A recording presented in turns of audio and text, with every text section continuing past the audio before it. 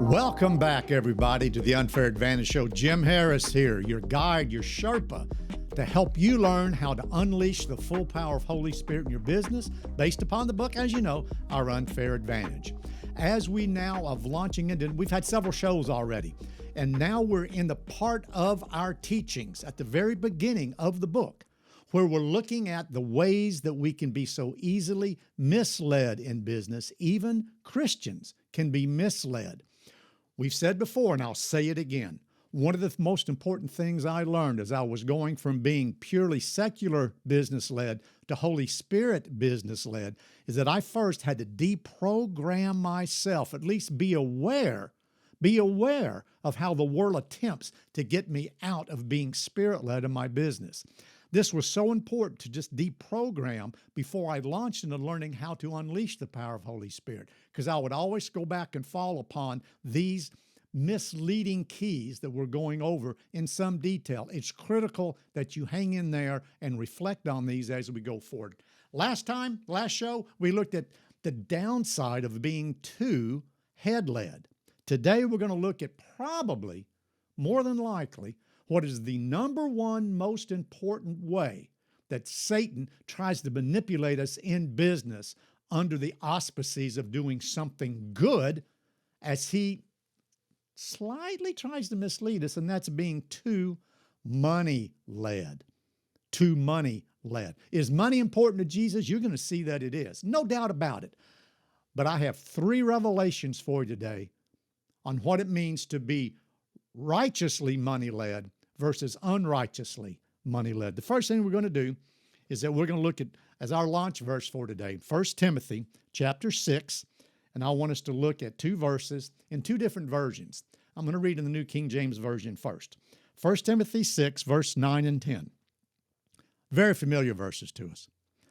But those who desire to be rich, that is wealthy, nothing wrong with being rich. But those who desire to be rich fall into temptation and a snare, and into many foolish and harmful lusts, which drown men in destruction and perdition. Verse 10, for the love of money is the root of all kinds of evil, for which we've strayed from the faith and greediness and pierced themselves through many, many sorrows. I want to read one other version of this in the Amplified Version, because it gives us fresh insight as to what Paul was really telling Timothy about this love of money. 1 Timothy 6, 9 and 10 in the Amplified Version. But those who are not financially ethical, and they crave to get rich with a compulsive, greedy longing for wealth. I'm not suggesting that's you, but that's where it can end up. We've all seen men and women like this. Just watch Shark Tank. I don't want to say any more. And crave to get rich with a compulsive, greedy longing for wealth. They fall into temptation and a trap into many foolish and harmless desires that plunge people into ruin and destruction. We've all seen it, leading to personal misery. For the love of money, that is, the greedy desire for it and the willingness to gain it unethically. That's what we're really focusing on today in this show, on the money-led, not to be too money-led, to do anything we need, including unethically. That is the root of all kinds of evil. And in fact, in Matthew 6:24, the word says, Jesus was teaching, you can't serve God and mammon. And when you look at the word mammon, same thing that Paul was writing about to Timothy. Mammon is that greed, the riches, any kind of riches that are opposed to the way God would want you to get those, subtle or major. So we all know we don't want to deal with that unrighteous wealth. But let me give you a couple of examples of how Jesus in his ministry absolutely, and here's the revelation number 1. It's not so much a revelation as it is a confirmation. I have 2 more revelations I want to share to you that are truly revelations. This is as much a confirmation as a revelation. Number 1, when it comes to being money-led, Jesus disdains unrighteous wealth. Jesus disdains unrighteous wealth building in your business. Let me give you a couple of examples of what that looks like. Then I'm going to give you two things that Jesus did at the very beginning and the very end of his ministry to demonstrate this truth. Years ago, I was I was a branch manager for a multi-million-dollar truck leasing and transportation company. As one branch of many across the country, had about 20 staff, a unionized mechanic shop, 12, 14 guys, sales staff, administrative staff. And we had one of our major clients, they always paid their invoices 91 days after the original invoice was sent, not 90 days, which was the grace period our company had. It was 91 days. Why? They were greedy. They used our money at the company to leverage everything they were doing for 3 months, and then they would pay us 3 months later, 1 day late. They were seeking unrighteous wealth, and headquarters did not let me do anything to change that. Why? Because they were such a big customer of mine. They permitted this unrighteous wealth of a customer trying to pay us. I could go into all kinds of details of the issues that raised, but I've lived it myself, and that is not the way any of us want to do business. In fact, Jesus in John 2, and then in Matthew 21, Mark 11, and Luke 19. I'm giving you all these. You just go back and look at them.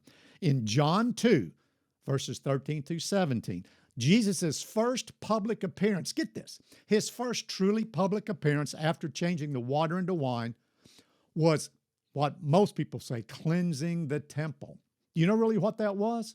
Jesus was making a bold statement to the unrighteous wealth builders right outside the synagogue, outside the temple.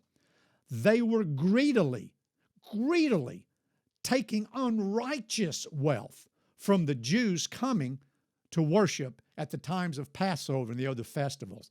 The very first thing he did in public ministry was turn over the money changers' tables. And he said, you friends, and if you do a study, and maybe we'll come back and do a full show on this, what he was demonstrating, I'm bankrupting you. When those tables were turned, where those unrighteous money changers were changing the foreign currencies and taking ungodly amounts of capital, unrighteous amounts, he said, there's a new sheriff in town. This is not the way God manages wealth and business, particularly outside my temple. That was John 2. And one of the very last things Jesus did on the way to the cross in Matthew 21, Mark 11, and Luke 19 was exactly the same thing. He came in with a whip and he drove out the evil money changers. Friends, don't get this.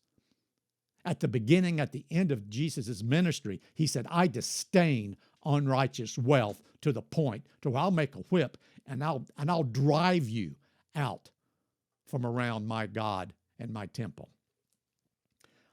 We all know what's happened to some people that were too money-led in the Bible. Just a couple of quick examples. In John 12, Judas was very, very upset when he saw Mary Magdalene break the alabaster jar poured over Jesus. That was a year's worth, most people suggest, of wages in this beautiful frankincense and these oils. He said, why did you do that? We could have sold it to the poor, but we know he was crooked. He was led into unrighteous wealth, even selling Jesus, as you know, and giving him to the authorities. He was not the only one that was too money-led. Another that really strikes at me is Ananias and Sapphira in Acts 5. Ananias and Sapphira in Acts 5, they, as you know, if you studied it at all, they held back what they had already promised God in terms of a tithe from a sale of land. And they were caught, and God did not take that lightly. God did not take their lying and their unrighteous desire to gain wealth lightly. As you know, they met their maker very soon after being caught. And you know, to me, one of the saddest of all, and I'm not saying this man earned his wealth unrighteously, but it so captivated him, and that was the rich young ruler in Mark 10, and Luke 18. When you read the story in Mark 10 and Luke 18, this rich young ruler said, I've done all these things, Jesus. You know the story. What do I need to do to get to heaven? And Jesus, knowing how much wealth and riches and being money-led was part of his being, he said, sell it. Give it away to the poor. Get rid of it. Don't be led by money. And then here's something that Jesus said, come follow me. Do you realize that as far as I can see, as far as I can tell in my studies, the rich young ruler was the only person Jesus asked in these words, come follow me, besides the 12 apostles? Could it have been that Jesus was inviting this rich young ruler, knowing that Judas was going to betray him? Could it be, come follow me, that Jesus was actually inviting him to be the 12th apostle?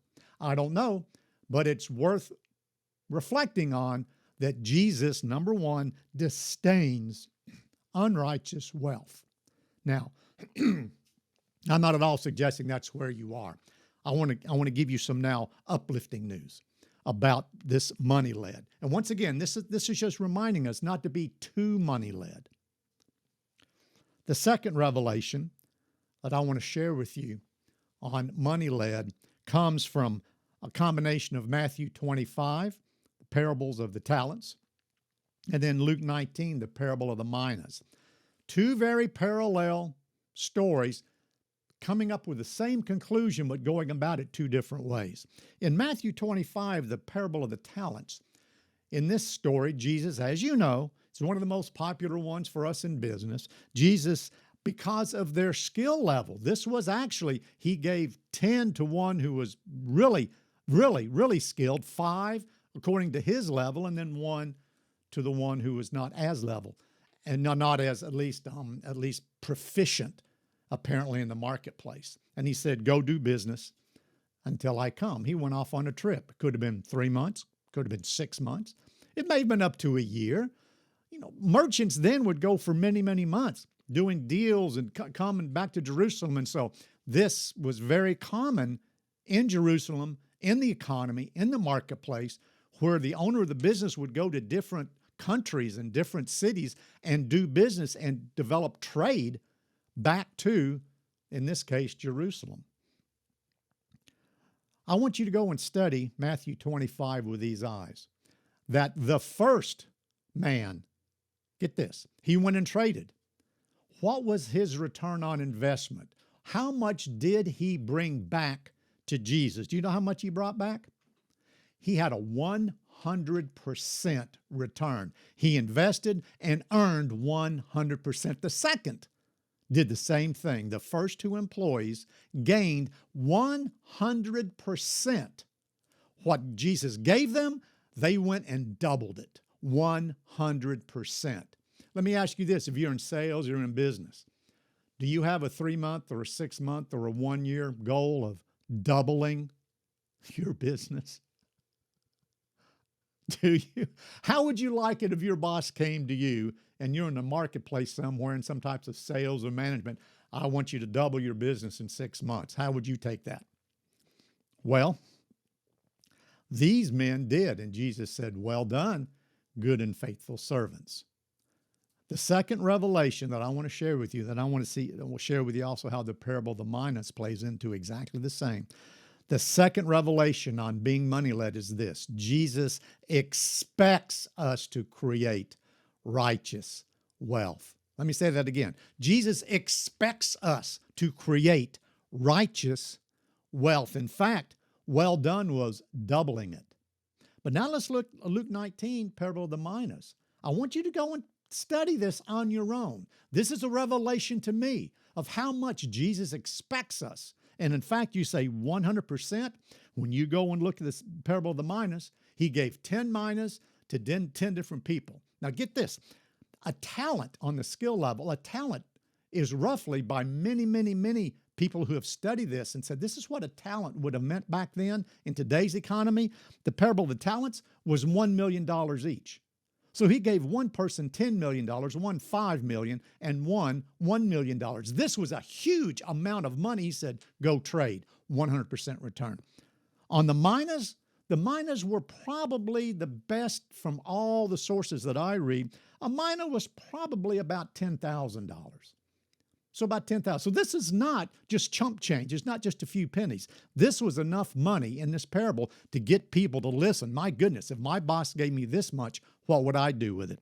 In the parable of the minas, all were given the same amount. But this time, the very first employee, go back and read in Luke 19, he didn't come back with 100% return. You know what he came back with?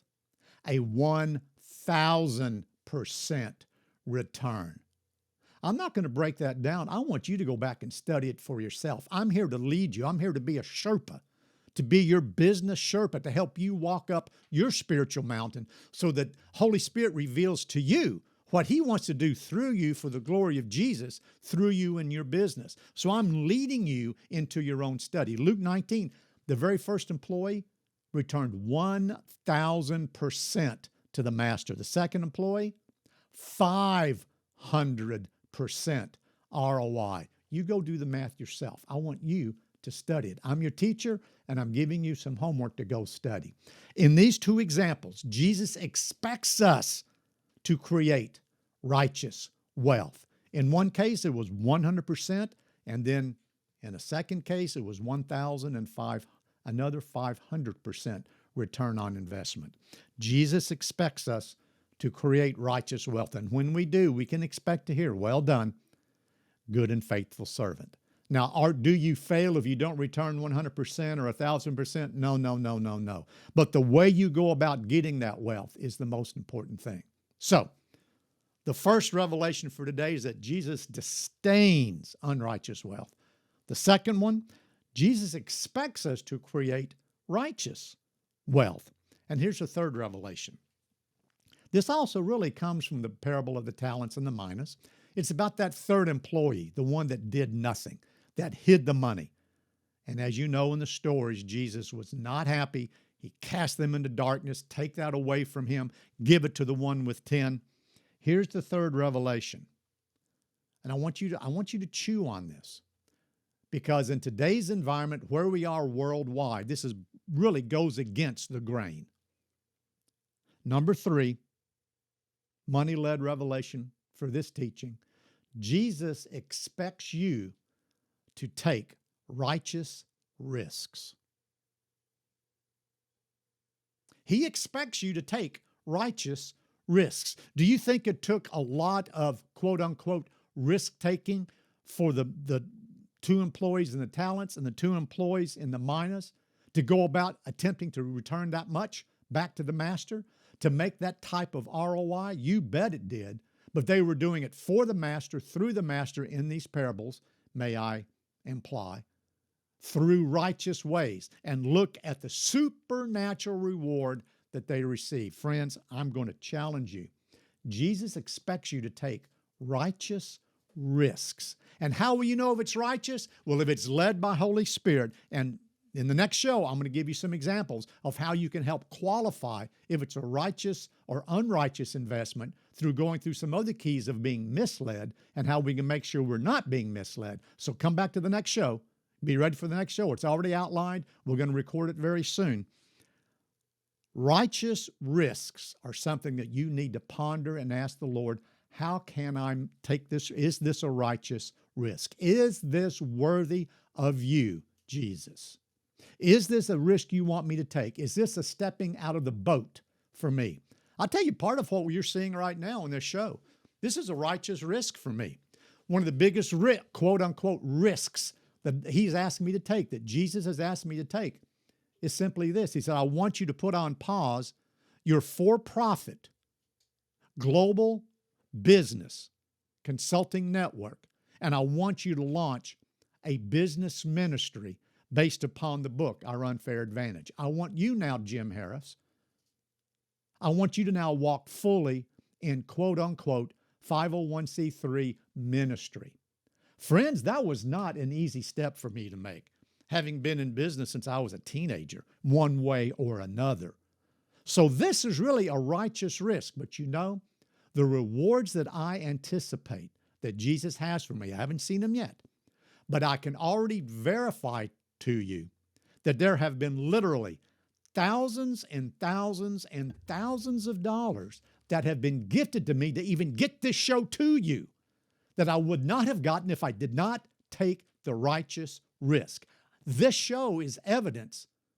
You getting this, you hearing this, you studying this is an example of a righteous risk I was willing to take, and God is starting to flow many, many, many blessings through this. I pray that this show will be a blessing, and we've got so much more to go, so much further to go. So today on being money-led, I really wanted to give you a quick overview.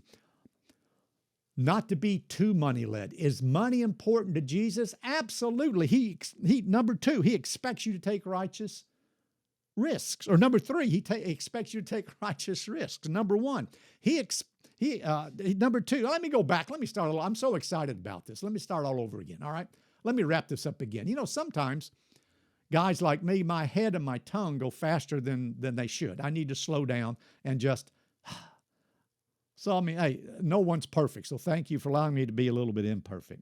On today's show, once again, I just wanted to point out three massive revelations so that we're not too money-led. Number one, that Jesus disdains unrighteous wealth. We know that for sure. Number two, he expects us to create righteous wealth. You hang with us, and through interviews, through case studies of many men and women that are doing this right now, what we're talking about, creating righteous wealth, you will soon learn. Stay with us. We'll have entire shows of interviews and case studies of how men and women are doing this across many types of businesses. That's where Unfair Advantage Show is going. So number two, we need to create righteous wealth. Jesus expects us. And number three, he expects us to take righteous risks. As you study the book, as you go, in fact, I just want to let you know, the audio book is now available. If you like to listen to books, I encourage you, go to Amazon, Spotify, download the Unfair Advantage, our Unfair Advantage audio book. I encourage you to take that and take it along with you. Then you can parallel with the shows as we teach and go deeper from the book. When you look at the book, I've got like one paragraph on money-led. This is an entire show that goes deeper and gives you far more revelation. That's why we're doing this. That's why we're taking our time in this entire show, so we can give you much deeper, wider, and broader revelation and application on what Jesus asked me to do in writing the book a few years ago. So, today's activation on being money-led. Just ask yourself, on a scale of 0% to 100%, this is what I would ask you if I was advising you, if I was walking along as a mentor or spiritual business Sherpa. I'd ask you, on a scale of 0 to 100%, what percent of the business decisions you make are primarily money-led? Primarily money-led. I would dare say that very likely it's over 80%. More than likely, it's over 90%. It might even be 95%. Righteous risks don't look at that. They don't look at that. In fact, it may go totally against the grain of conventional business wisdom, the things that Jesus may be asking you to consider and to do for his glory. On a scale of 0 to 100%, how often is money the primary reason? That's worthy of reflection and communion intercession with the Lord. And number two, for me, the heart of today, the activation for today, my heart for you today, and this is simply this: to purpose in your heart from this day forward to only seek righteous wealth building for the glory of Jesus. May that be forever on your conscience, forever in your heart, to ask yourself, is this building wealth righteously to glorify the Lord? And when you do, I could even call this the fourth revelation for today. When you only seek righteous wealth for the glory of Jesus, number four, you can expect supernatural business returns. He just gave me that as I was sharing this. He said, Jim, make it a fourth revelation. When you do business my way, you can expect supernatural business returns. And we'll teach you much, much more about that as we continue. So I hope this has been encouraging. I hope this has been convicting. I hope this has been a show that you may want to go back and listen to again. In fact, please, please, please, please share this show. Share the app, how to get the app, coming on jcceos.com. Register to download the app. I'm going to tell you more later about why we ask you to go to our app and download it. There's a very, very significant reason. We'll share later. But for today, may you purpose in your heart not only to only seek righteous wealth, but also may you purpose in your heart to always and only be led by Holy Spirit. We'll see you next time on the Unfair Advantage Show. Thanks for joining us today.